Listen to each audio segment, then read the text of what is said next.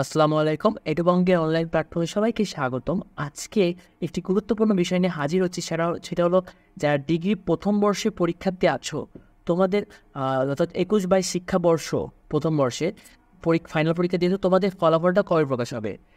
তোমরা জানো যে দেশের চলমান পরিস্থিতির কারণে কিন্তু তোমাদের ফলাফলটা অনেক দিন ধরেই স্থগিত রয়ে গেছে।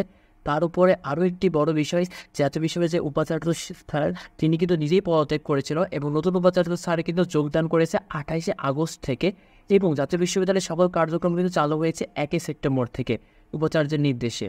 তো আমরা আজকে বিভিন্ন তোমাদের পরীক্ষা নিয়ন্ত্রণ কমিটি আর জাতীয় বিশ্ববিদ্যালয় পরীক্ষা নিয়ন্ত্রণ কমিটি এছাড়া ঊর্ধ্বতন কর্মকর্তাদের সাথে যোগাযোগ করার চেষ্টা করেছি এবং জানতে পেরেছি যে তোমাদের যে রেজাল্টটি অর্থাৎ ডিগ্রি প্রথম বর্ষ ফাইনাল রেজাল্ট, অর্থাৎ যারা 21-22 শিক্ষাবর্ষ আসো, তোমাদের রেজাল্টটি প্রকাশ করতে যাচ্ছে সেপ্টেম্বরের 10 তারিখ থেকে সেপ্টেম্বরের 15 তারিখের মধ্যে, অর্থাৎ সেপ্টেম্বরের মাঝামাঝি সপ্তাহতেই তারা রেজাল্ট দেওয়ার চেষ্টায় আছে।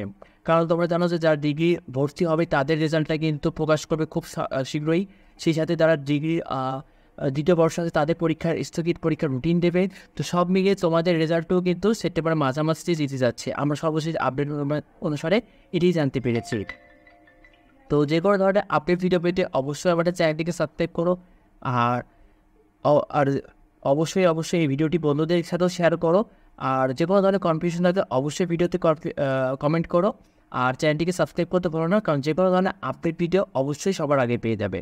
তো ধন্যবাদ সবাইকে এতক্ষণ সাথে থাকার জন্য।